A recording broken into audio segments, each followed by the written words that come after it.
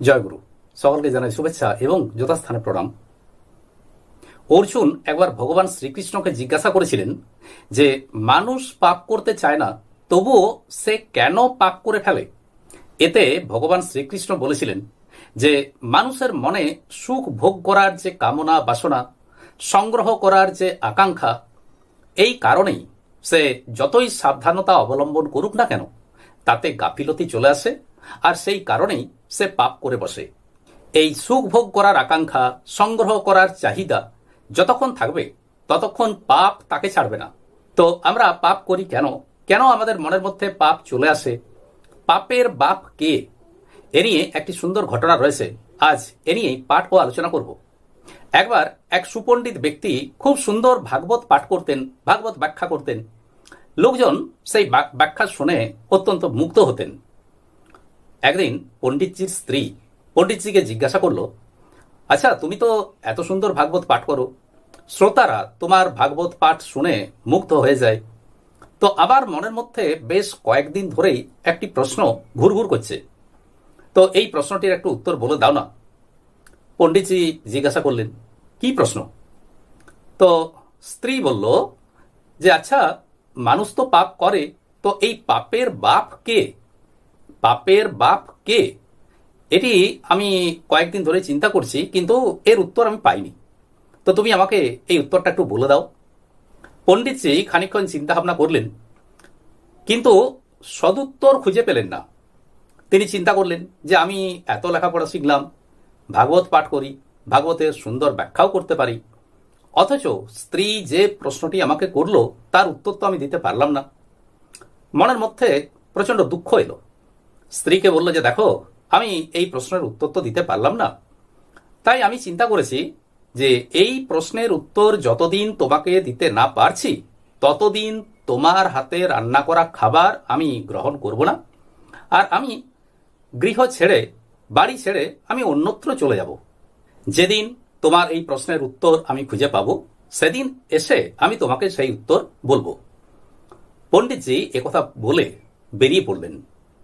কিন্তু স্ত্রী মনে মনে দুঃখিত হলো, তবে মনের মধ্যে চিন্তা করলো যে এতে যদি ও একটু শুধরে যায় তো ভালো কথা। তাই স্ত্রী নীরব রইল। পণ্ডিতজি বাড়ি ত্যাগ করে চললেন। পথে যেতে যেতে রাস্তার একেবারে শেষ প্রান্তে এক গণিকার বাড়ি ছিল। এই গণিকা পণ্ডিতজিকে চিনত। তো গণিকা দেখলো পণ্ডিতজি কেমন যেন উদাস মনে, অন্য মনস্ক হয়ে কিছু চিন্তা করতে করতে পাশের রাস্তা দিয়ে যাচ্ছেন। গণিকা তার সামনে এলো, পণ্ডিতজিকে বলল, আচ্ছা পণ্ডিতজি, আজ আপনি এমন উদাস মনে অন্য মনস্ক ভাবে কি যেন চিন্তা করতে করতে যাচ্ছেন, আসুন না, আমার বাড়িতে আসুন।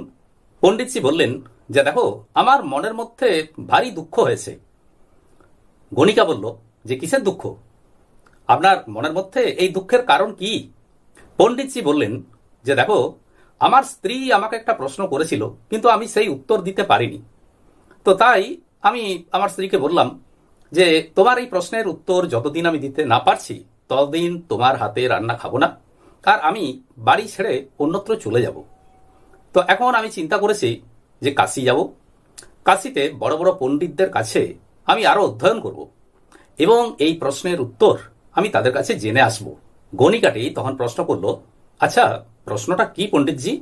পণ্ডিতজি বললেন যে দেখো, আমার স্ত্রী আমাকে প্রশ্ন করেছে যে পাপের বাপ কে, কিন্তু আমি উত্তর দিতে পারলাম না। গণিকাটি বলল, এটা তো একটা সহজ প্রশ্ন, এর উত্তর তো আমি দিয়ে দেবো, তো আপনি আপনি কাশীতে যাচ্ছেন কেন? কাশী যাবার এমন কি প্রয়োজন আছে? পণ্ডিতজি মনে মনে ভাবলেন, ভালো কথা, উত্তরটা তো আমাকে জানা দরকার, এর কাছ থেকে যদি আমি সদুত্তর পাই তো তাতে আর দোষটা কোথায়? গণিকার মুখে একথা শুনে পণ্ডিতজি থেকে গেলেন। দিনটা ছিল অমাবস্যার দিন। পণ্ডিতজি থেকে গেলেন। গণিকা প্রথম দিনে 100 টাকা পণ্ডিতজির সামনে রেখে পণ্ডিতজিকে বলল যে আচ্ছা পণ্ডিতজি, আমার মনের একটি ইচ্ছা আছে, প্রার্থনা আছে, যে আপনি আমার ঘরে অন্ন সেবা করুন, আমার ঘরে আপনি ভোজন করবেন, দয়া করে আমার এই প্রার্থনা আপনি মঞ্জুর করুন, আমাকে কৃপা করুন। প্রয়োজনে আপনি নিজের হাতে রান্না করে খান, কিন্তু আপনি আমার বাড়িতে একদিন অন্ন সেবা করুন। পণ্ডিতজি বিচার করে দেখলেন যে এতে আর দোষটা কোথায়।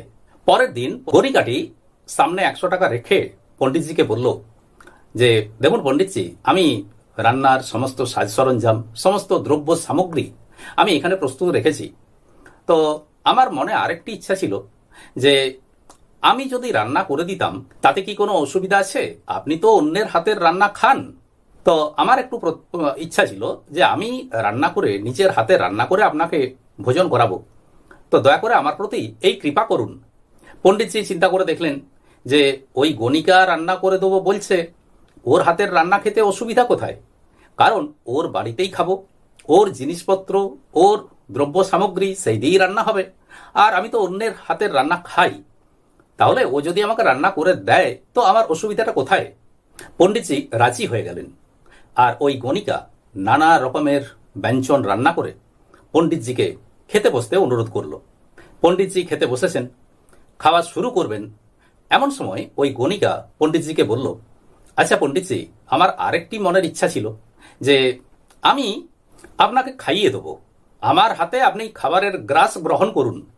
পণ্ডিতজি আরো মনে মনে চিন্তা করলেন যে এতেই বা দোষ কোথায়? ওর বাড়িতেই খাচ্ছি, ওরই রান্না করা খাবার খাচ্ছি, আর ও যদি আমাকে খাইয়ে দেয়, একটা গ্রাস খাবার যদি আমাকে খাইয়ে দেয়, তো তাতে আর দোষটা কোথায়?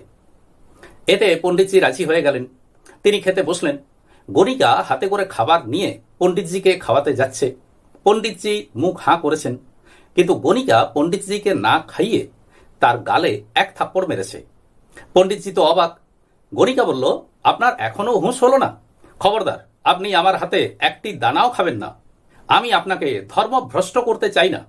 আপনি তো জিজ্ঞাসা করেছিলেন না যে পাপের বাপ কে? আপনি তো শাস্ত্র পড়েছেন, তো আপনি দেখেন নাই যে শাস্ত্রে কি বলা আছে? গণিকার হাতের অন্ন খাওয়া নিষিদ্ধ। আপনি কি তা পড়েছেন? পণ্ডিতজি বললেন, হ্যাঁ পড়েছি, জানি। গণিকা বলল, তাহলে আপনি খাবারের জন্য, অর্থাৎ আমি আপনাকে খাইয়ে দিতে যাচ্ছিলাম আর আপনি খেতে রাজি হলেন, তো রাজি হলেন কি করে? তাহলে এই যে আপনি আমার বাড়িতে খাচ্ছেন, আমার রান্না করা খাচ্ছেন, আমার হাতে খাবার খাচ্ছেন, তো এর কারণ কি? কারণ হলো লোভ। এটাই পাপের বাপ। পণ্ডিতজি বুঝতে পারলেন যে গণিকা ঠিকই বলেছে, অর্থাৎ লোভই হলো পাপের বাপ। কাজেই এই কাহিনীটি আমাদেরকে এটাই শিক্ষা দেয় যে যতটা সম্ভব লোভ থেকে দূরে থাকা উচিত, কারণ লোভই পাপের মূল। মনের মধ্যে লোভ যেন কোনো ক্রমেই প্রবেশ করতে না পারে। আর কথাতেও আছে যে লোভে পাপ, পাপে মৃত্যু। তাই বুঝতে পারলাম যে লোভই হলো পাপের জনক বা পাপের বাপ। মন থেকে লোভ দূর হলেই স্বার্থপরতা বা নিচের স্বার্থ চিন্তা দূর হয়ে যায়। আজ এই পর্যন্তই। নমস্কার।